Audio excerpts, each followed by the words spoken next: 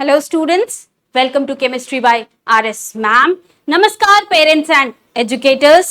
आज इस वीडियो के माध्यम से हम लोग देखने जा रहे हैं कुछ इम्पॉर्टेंट क्वेश्चन को, और उन क्वेश्चन का प्रोसेस बहुत ही इम्पॉर्टेंट होगा और ये सारे क्वेश्चन बेस्ड होंगे नंबर ऑफ मोल के एप्लीकेशन पार्ट से। इस फॉर्मूले से रिलेटेड जो एप्लीकेशन पार्ट होता है उसमें क्या क्या इंपॉर्टेंट चीज़ों का हमें ध्यान रखना होता है, प्रोसेस कैसे फॉलो करना होता है, ये सारी चीज़ें आज कुछ क्वेश्चन के माध्यम से आपके सामने में रखूंगी। ऑल राइट, तो चलो क्वेश्चन को देखते हैं बच्चों।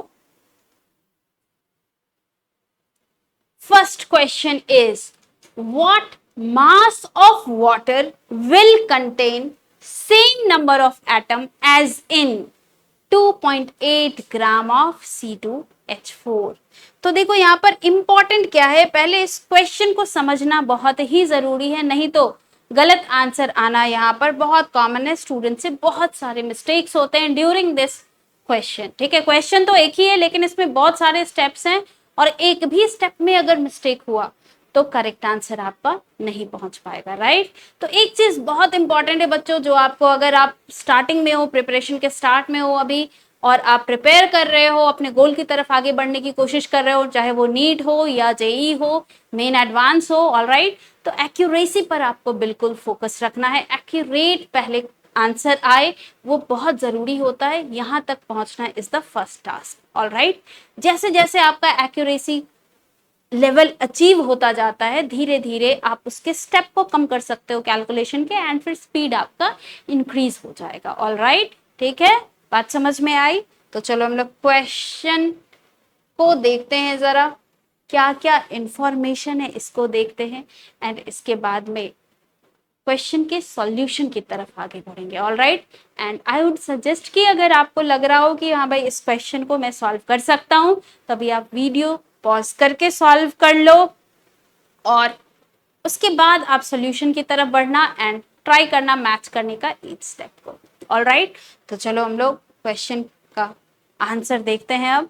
ऑलराइट, तो सबसे पहले यहाँ क्या है, मास ऑफ वाटर हमें पता करना है। मास ऑफ वाटर क्या है, this is the answer which we have to get, which we have to fetch from this question, from the data of this question. All right, ठीक है, okay, will contain same number of atom, same number of atom, okay, as in ये number of atom बराबर है total number of atom present in water and total number of atom present in 2.8 gram of C2H4। C2H4 को ही ethene molecule कहते हैं। C2H4 के जगह possible है question में इथीन गिवन हो, डायरेक्टली वो फॉर्मूला ना गिवन हो, जैसे वाटर के लिए H2O ना लिख के उन्होंने वाटर लिख दिया। ऑल राइट, ठीक है, ऑल राइट, ठीक। तो अब देखो यहाँ पर हमें इक्वेट क्या करना है, total number of atom of water, water के अंदर जितने भी टोटल एटम होंगे, ध्यान रखना वाटर के अंदर जो एटम होंगे वो हाइड्रोजन एंड ऑक्सीजन दोनों से मिलके उसका वैल्यू आएगा। ऑलराइट, ये किसके बराबर होगा, same number of atom present in this much mass of C2H4। Alright, equal to number of atoms in 2.8 gram, 2.8 gram of C2H4। बात समझ में आई? अब देखो वैल्यू यहां गिवन है, number of atom 2.8 gram of C2H4 का आप कैलकुलेट कर सकते हो, क्योंकि नंबर ऑफ मोल आप निकाल सकते हो, मास गिवन है, गिवन मास बाय मोलर मास अगर आप कर दोगे C2H4 का, तो C2H4 का टोटल नंबर ऑफ मॉलिक्यूल आपको पता चल जाएगा। जैसे ही टोटल नंबर ऑफ मॉलिक्यूल पता चल जाए तो एक मॉलिक्यूल C2H4 में, ध्यान देना कितने सारे एटम होंगे, एक मॉलिक्यूल C2H4 में, एक मॉलिक्यूल में 2 एटम कार्बन के, 4 एटम हाइड्रोजन के। बात समझे?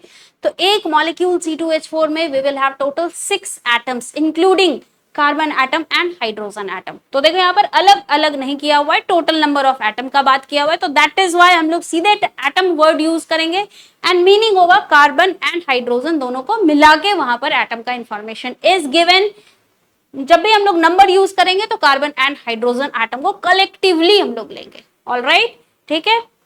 तो जैसे ही नंबर ऑफ मॉलिक्यूल पता चल जाएगा, तो एक मॉलिक्यूल में 6 एटम है, तो जितने भी नंबर ऑफ मॉलिक्यूल आए उसमें 6 से मल्टीप्लाई कर दो, उतने सारे नंबर ऑफ एटम आ गए। अब जैसे ही ये इंफॉर्मेशन हमारे पास आ गया, अब जो भी डेटा आएगा वही डेटा तो इसके लिए यूज हो जाएगा। बात समझ में आई? तो हमारे पास नंबर ऑफ एटम का वैल्यू पता चल जाएगा। H2O का टोटल नंबर ऑफ एटम क्या है, वहां से नंबर ऑफ मॉलिक्यूल निकाल लो। जैसे ही टोटल नंबर ऑफ मॉलिक्यूल आ जाएगा, नंबर ऑफ मोल निकाल लो। नंबर ऑफ मोल निकाल लोगे तो अब मास में आना इट इज वेरी इजी। मास हमें नहीं पता है, मोलर मास पता है, मोल यहां से आ चुका है। बात समझ आई? तो क्वेश्चन को सॉल्व करने का प्रोसेस ये होगा, तरीका ये होगा। ऑलराइट, तो चलो अब हम लोग इस क्वेश्चन में इंफॉर्मेशन डेटा यूज करके आंसर तक पहुंचते हैं। Okay, I hope each and every step of this problem is clear to you कि इस प्रॉब्लम को हम लोग सॉल्व कैसे करने जा रहे हैं। ऑलराइट, ठीक है। एक स्टेप, पहले स्टेप में क्या करना है, C2H4 से रिलेटेड पूरा कैलकुलेशन करना है, नंबर ऑफ एटम तक पहुंचना है। फिर इस नंबर ऑफ एटम को वाटर के साथ रिलेट करके वहां से मास तक पहुंचना है। बात समझ में आई?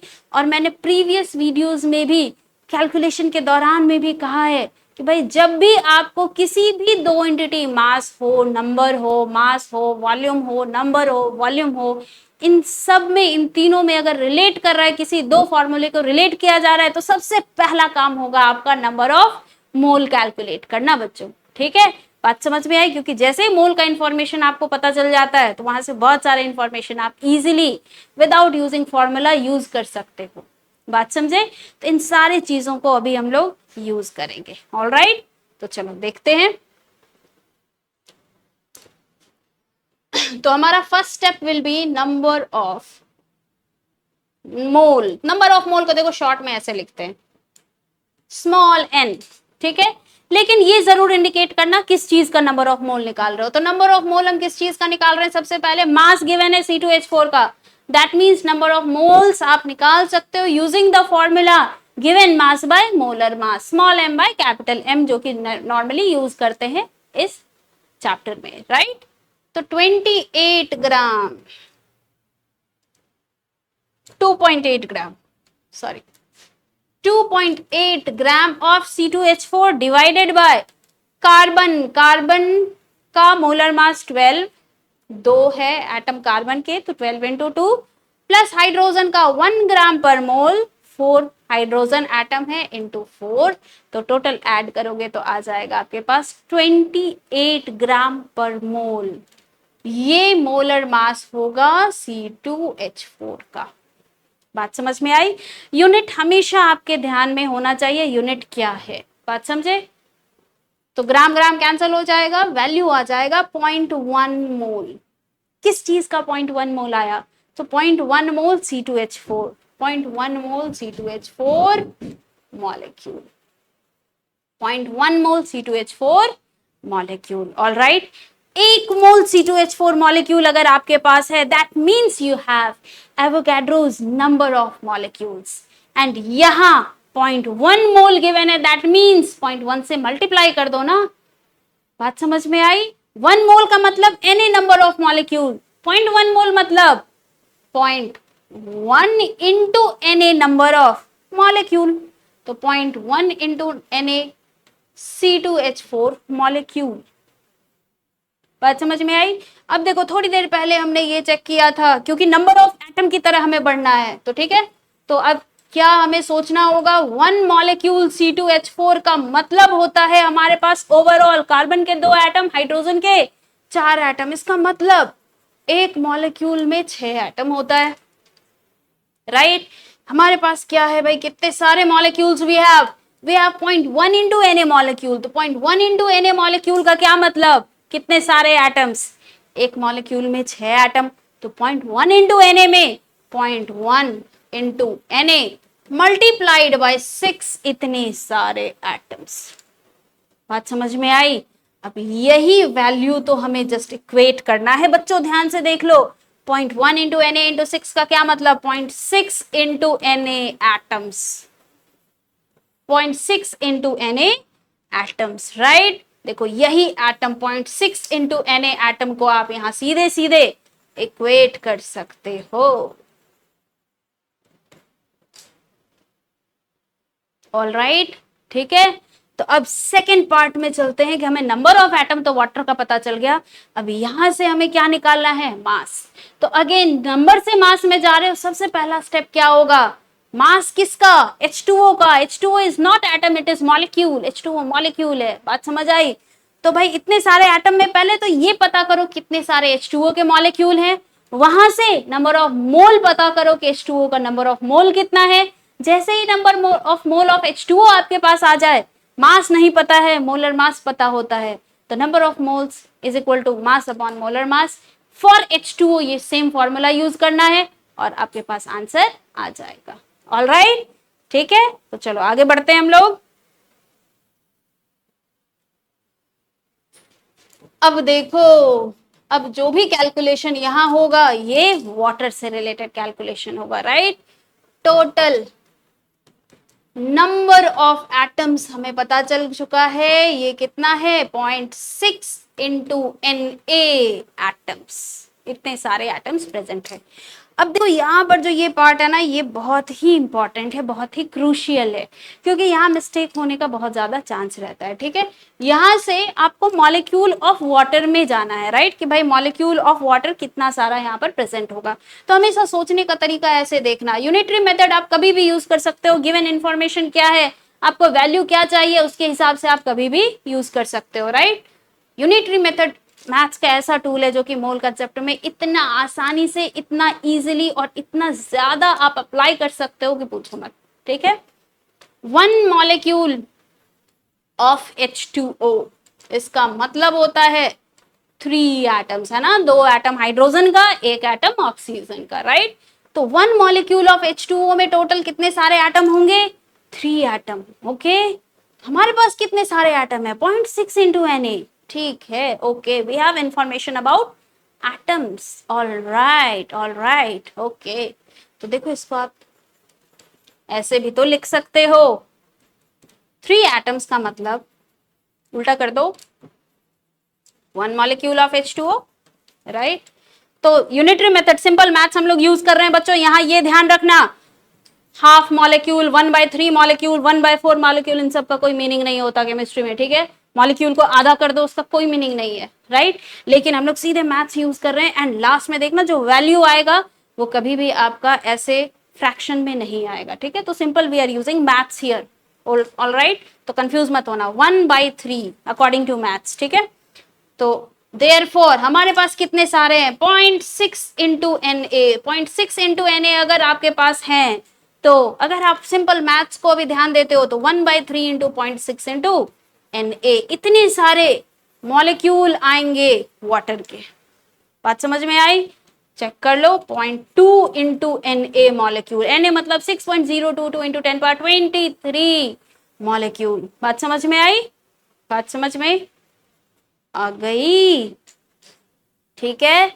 तो यही बेसिस होता है जो कि हम यूज करते हैं, एंड इस पार्ट को हम लोग ओमिट कर देते हैं, we don't use this part, क्योंकि उसका मीनिंग हमारे केमिस्ट्री में नहीं है, लेकिन सिंपली ये यूनिटरी मेथड का ही यूज होता है यहाँ पर, ऑल राइट, ठीक है। अभी मैंने आपको ये पूरा पूरा लिख के दिखा दिया है, अब इसी चीज को हम लोग देखो यहाँ पर कैसे यूज करेंगे। 1 molecule of H2O that means 3 atoms, तो 3 एटम का मतलब होता है ओवरऑल एक मॉलिक्यूल आपका बन सकता है, ठीक है। तो 0.6 इंटू Na है, that means 0.6 into Na upon 3 करना होगा, उतने सारे मॉलिक्यूल ऑफ H2O आपके पास आएंगे, ठीक है। Na मॉलिक्यूल का मतलब 1 मोल मॉलिक्यूल होता है बच्चों, तो 0.2 इंटू Na मॉलिक्यूल का क्या मतलब? 0.2 मोल H2O मॉलिक्यूल, राइट। H2O जब आप लिख रहे हो दैट मीन्स ये मॉलिक्यूल के फॉर्म में, बात समझे। अब जैसे ही 1 मोल H2O अगर आपको गिवन है, दैट मीन्स उसका मोलर मास, उसका मास क्या होगा, 1 मोल H2O का मतलब molar mass of H2O। Molar mass of H2O क्या होगा, 2 + 16, 18 ग्राम पर मोल। 1 मोल का मास आएगा H2O के लिए 18 ग्राम। तो हमारे पास कितने सारे मोल है, 0.2 मोल। तो 0.2 इंटू 18 ग्राम पर मोल, 0.2 मोल इंटू 18 ग्राम पर मोल, मोल मोल कैंसिल, आंसर आ जाएगा आपका 3.6 ग्राम। बात समझ में आई। तो देखो यूनिट के साथ आपके पास आंसर तैयार है। ऑलराइट, बिल्कुल इसी तरह का एक और क्वेश्चन आपके सामने मैं आज डिस्कस करने जा रही हूं, and I would request you, I would suggest this कि भाई आप पहले खुद से सॉल्व करें इसको, और उसके बाद आप जस्ट चेक कर लें कि आपका स्टेप बिल्कुल सारा सारा सही है, आंसर सही पहुंचा या नहीं। बात समझ में आई। Accuracy is the main factor बच्चों, उस पर बिल्कुल ध्यान रखना। कई सारे बच्चों के साथ ये होता है कि भाई केमिस्ट्री का स्टेप उनका सही है, कैलकुलेशन में मिस्टेक कर रखा है उन्होंने। बात समझ में आई, 2 की जगह 4 लिख दिया है, राइट। तो ऐसी भी अगर आपकी प्रॉब्लम है तो उसको माइनर मिस्टेक मत समझना बच्चों, एक एक स्टेप में थोड़ा अभी स्टार्टिंग में टाइम दे देना ताकि एरर आपका रिड्यूस हो जाए। एक्यूरेसी पे काम करना बच्चों, ये बहुत जरूरी होता है, क्योंकि वहीं से करेक्ट आंसर तक आप पहुंचते हो, एंड वहीं से टॉपिक में कॉन्फिडेंस जनरेट होता है कि yes I can solve any question of this particular topic. Alright, तो चलो नेक्स्ट क्वेश्चन की तरफ बढ़ते हैं हम लोग। Next question is what amount of sucrose will contain, what amount of sucrose will contain same number of atom as number of ions in 2.84 milligram of Na2SO4। बिल्कुल एक तरह का क्वेश्चन है, लेकिन जैसे जैसे वर्ड्स बदलेगा दैट मीन्स अभी उसमें स्कोप बन सकता है डिफरेंट टाइप का ऑप्शन रखने का। जैसे पिछले क्वेश्चन में डायरेक्टली मास ऑफ वाटर पूछा जा रहा था, यहां अमाउंट ऑफ सुक्रोज पूछा जा रहा है। तो सबसे पहली बात देखो, सुक्रोज का फॉर्मूला, सुक्रोज हो कैन शुगर हो, इन सब का फॉर्मूला याद आ रहा है तो फॉर्मूला बोलो, इट इज C12H22O11। बात समझे। तो यही होता है इसका फॉर्मूला। अमाउंट पूछा है, अमाउंट मतलब मास के नंबर, मास के टर्म में भी हो सकता है, नंबर के टर्म में भी हो सकता है। बात समझ में आई, ठीक है। तो अभी हम लोग इस पर्टिकुलर क्वेश्चन में अभी जो सॉल्व करेंगे, यहाँ पे हम लोग मास का कैलकुलेशन करेंगे। क्वेश्चन में अगर नंबर ऑफ मॉलिक्यूल या किसी चीज के नंबर के बारे में पूछ रहा है तो नंबर भी आप इजीली बता सकते हो। नंबर ऑफ मॉलिक्यूल का भी मास आने से पहले नंबर ऑफ मॉलिक्यूल तो निकलता ही है। बात समझ आई। तो डिपेंडिंग ऑन क्वेश्चन में क्या पूछा जा रहा है, हो सकता है आपका आंसर वेरी करे। उस चीज को बिल्कुल ध्यान से आपको देखना है एंड उसके बाद सॉल्व करना है क्वेश्चन। ऑलराइट, साफ समझ में आ रहा होगा, पैटर्न बिल्कुल सेम है। वहां पे सेम नंबर ऑफ एटम था, यहाँ पे सुक्रोज का number of atom will be equal to total number of ions present in Na2SO4। Ionic compound होता है ये। बात समझ आई। तो बिल्कुल सेम तरीके से, सेम प्रोसेस से हम लोग यहाँ पर भी आगे बढ़ेंगे। ऑलराइट, ठीक है। तो चलो, मास ऑफ C12H22O11 ये पता करना है ना, और नंबर ऑफ एटम्स किसका भाई, C12H22O11 का, it is same as number of ions in 2.84 milligram of Na2SO4। बात समझ में आई। तो देखो सबसे पहला स्टेप बिल्कुल एक जैसा होगा। तो जैसे ही हमें क्या करना है, नंबर ऑफ आयन निकालना है किसमें, 2.84 मिलीग्राम ऑफ Na2SO4 में। तो मास का इंफॉर्मेशन गिवन है, नंबर के टर्म में हमें जाना है। तो सबसे पहला काम क्या करना है, नंबर ऑफ मोल निकालना है। किसका नंबर ऑफ मोल निकालेंगे, तो जो डेटा गिवन है वहां से हमें चलना है एंड वहां से धीरे धीरे हमें क्वेश्चन में जो भी इंफॉर्मेशन पूछ रहा है उसकी तरफ बढ़ना है। बात समझ में आई। तो सबसे पहला स्टेप यहाँ क्या होगा, number of mole of Na2SO4 निकालो। बात समझ में आई। गिवन मास है 2.84 मिलीग्राम। मिलीग्राम ध्यान रखना बच्चों, इसको ग्राम में जरूर से कन्वर्ट करना आप लोग, राइट। तो 2.84 upon 10⁻³ gram divided by molar mass. Sodium का मोलर मास होता है 23 ग्राम पर मोल। मोलर मास पे भी मैंने प्रीवियस वीडियो बना रखा है ऑलरेडी, कुछ कॉमन एलिमेंट को लेके। अगर आपको मोलर मास में या मोलर मास कैलकुलेशन में कोई भी दिक्कत हो तो उसके लिए वीडियो का लिंक आपको डिस्क्रिप्शन बॉक्स में मिल जाएगा, प्लीज क्लिक करें। एंड इसके बाद अपना जो भी डाउट आपको आ रहा हो क्वेश्चन से रिलेटेड वो सारा क्लियर करें, खूब सारे क्वेश्चन करते जाएं एंड अपने गोल की तरफ आप आगे बढ़ते जाएं। ऑलराइट, 23 ग्राम पर मोल, 2 सोडियम है यहाँ, दैट मीन्स 46 ग्राम आएगा। इसकी वजह से सल्फर 32 ग्राम पर मोल, ऑक्सीजन 4 है तो एक मोल में 4 ऑक्सीजन, दैट मीन्स 64 ग्राम। तो एक मोल अगर आपने ले रखा है Na2SO4, दैट मीन्स इतना सारा मास आएगा इन gram for 1 mole of Na2SO4। बात समझ आई? कैलकुलेट कर लेते हैं। 96 plus 46, 96 plus 46 that means 142। 2.84 into 10⁻³ upon 142। Gram gram cancel, mole में वैल्यू आ जाएगा, राइट? तो 142, ओके। तो देखो 2 इंटू 10⁻⁵ इतना सारा मोल आ जाएगा किसका? Na2SO4 का। ऑल राइट, तो चलो इस वैल्यू के साथ हम लोग आगे बढ़ते हैं। 2 इंटू 10⁻⁵ मोल ऑफ Na2SO4। इतने सारे Na2SO4 का मतलब क्या हुआ? हमारे पास कितने सारे मॉलिक्यूल ऑफ Na2SO4 हैं? तो molecule of Na2SO4 will be, एक मोल में Na मॉलिक्यूल होता है, एक मोल Na2SO4 लिया है, that means Na number of Na2SO4 molecule will be present there. Okay, ठीक है। तो इतने सारे मोल में 2 इंटू 10⁻⁵ इंटू Na2SO4 मॉलिक्यूल। बात समझ में आई? अब देखो, जैसे मॉलिक्यूल का इंफॉर्मेशन हमारे पास है, अब इसके बाद अकॉर्डिंग टू क्वेश्चन, चलो क्वेश्चन में क्या कहा है? Same number of ion. Okay okay, atom कहता तो आगे बढ़ने का तरीका एटम के फॉर्म में होता है। यहाँ क्या पूछ रहा है? Same number of ion. तो अब आपको ये ध्यान रखना है कि एक मॉलिक्यूल अगर आप ले रहे हो, 1 एंटिटी 1 पार्टिकल ले रहे हो आप, किसका? Na2SO4 का, तो इसमें कितने सारे नंबर ऑफ आयंस हैं? बात समझे? तो एक में अगर नंबर ऑफ आयन पता चल जाए, यहाँ टोटल नंबर ऑफ मॉलिक्यूल हमारे पास है, दोनों को आपस में मल्टीप्लाई कर दो तो आंसर आ गया नंबर ऑफ आयंस का, राइट? तो एक अगर आप मॉलिक्यूल ऑफ Na2SO4 देख रहे हो तो इसमें 2 कैटायन होगा, 2 सोडियम प्लस आयन, और एक SO4 2 माइनस अनायन प्रेजेंट होगा, राइट?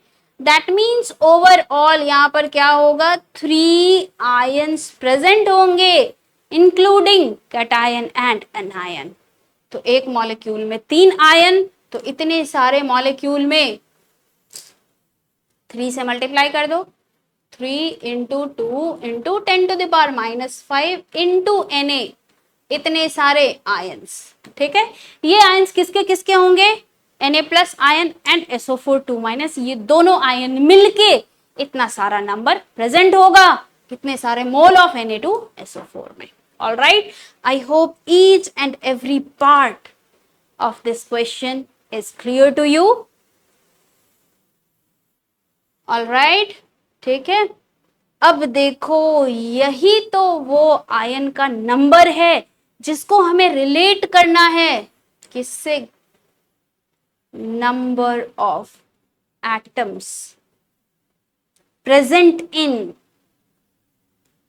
C12H22O11।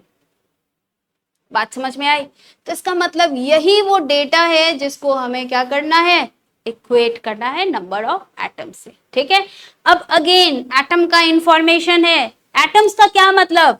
हमारे पास 6 इंटू 10⁻⁵ इंटू Na, इतने सारे एटम्स प्रेजेंट होंगे, किसके किसके भाई? कार्बन के, हाइड्रोजन के, ऑक्सीजन के। बात समझ में आई? तो एटम के फॉर्म में इंफॉर्मेशन हमारे पास है, लेकिन मास के टर्म में जाने के लिए हमें तो मॉलिक्यूल का इंफॉर्मेशन चाहिए कि इसमें कितने सारे मॉलिक्यूल हैं। बात समझ में आई? तो अगेन सेम काम, वन मॉलिक्यूल का एनालिसिस कर लो कि वन मॉलिक्यूल शुगर में, वन मॉलिक्यूल सुक्रोज में कितने सारे एटम प्रेजेंट है।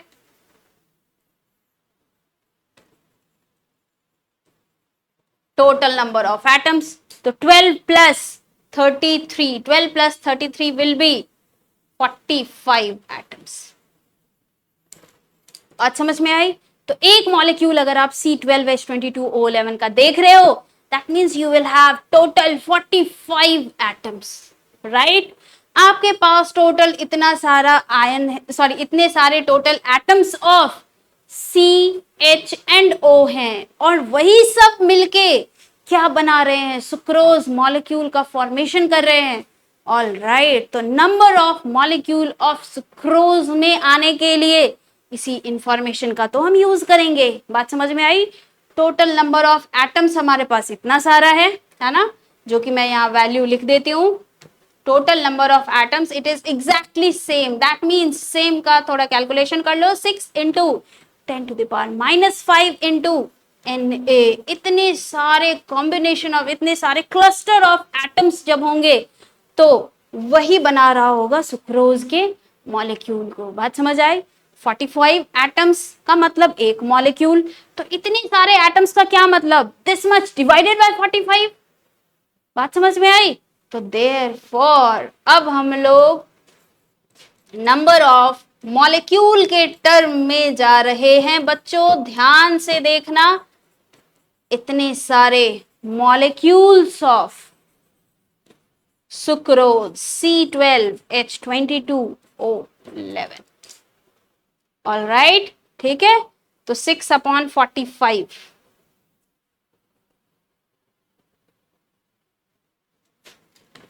6/45 इंटू 10⁻⁻5 इंटू Na। इतने सारे मॉलिक्यूल आ चुके हैं अभी हमारे पास, है ना, इतने सारे मॉलिक्यूल ऑफ C12H22O11। बात समझ आई, ठीक है।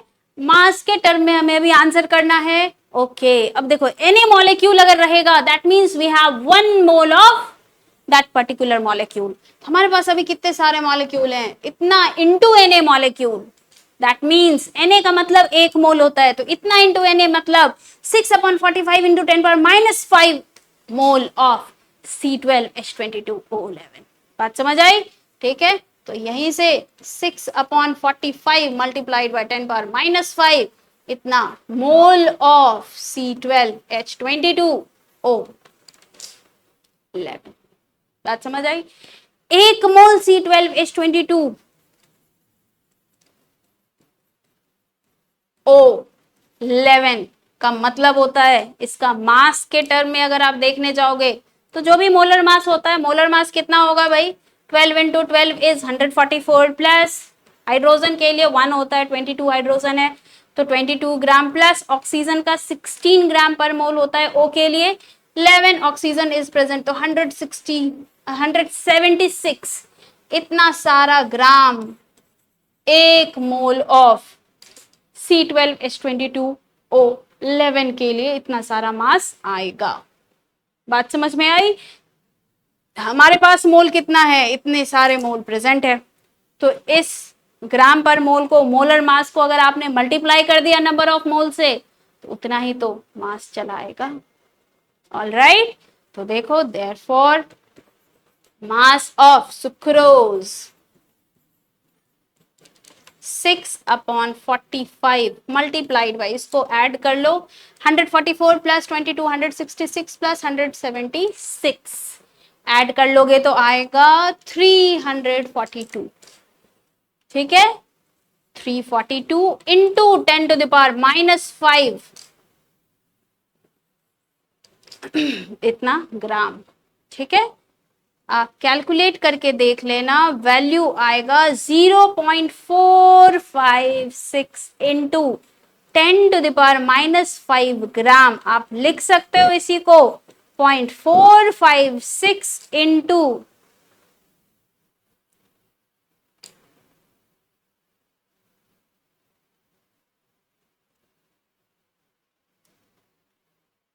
हाँ 0.456 इतना मल्टीप्लाई करने की जरूरत नहीं है, 10⁻³ ग्राम को आप लिख सकते हो इतना मिलीग्राम। बात समझ में आई? आंसर एक बार मैच कर लेना आप लोग, ठीक है? जो भी यहाँ का कैलकुलेशन होगा वही आपका आंसर आएगा। आंसर यही आना चाहिए 0.456 मिलीग्राम। ऑल राइट, ठीक है? ऐसे और भी इंपॉर्टेंट क्वेश्चन के साथ जिसमें कि हो सकता है 2-3 स्टेप रिक्वायर्ड हो, कुछ अच्छे क्वेश्चन में जो काउंट होता है उन सब के साथ, उनके कंसेप्ट के साथ मैं डिफरेंट वीडियोस में आपके सामने आती रहूंगी। वीडियोस आपको पसंद आ रहा हो तो please like, share and subscribe. Thank you so much.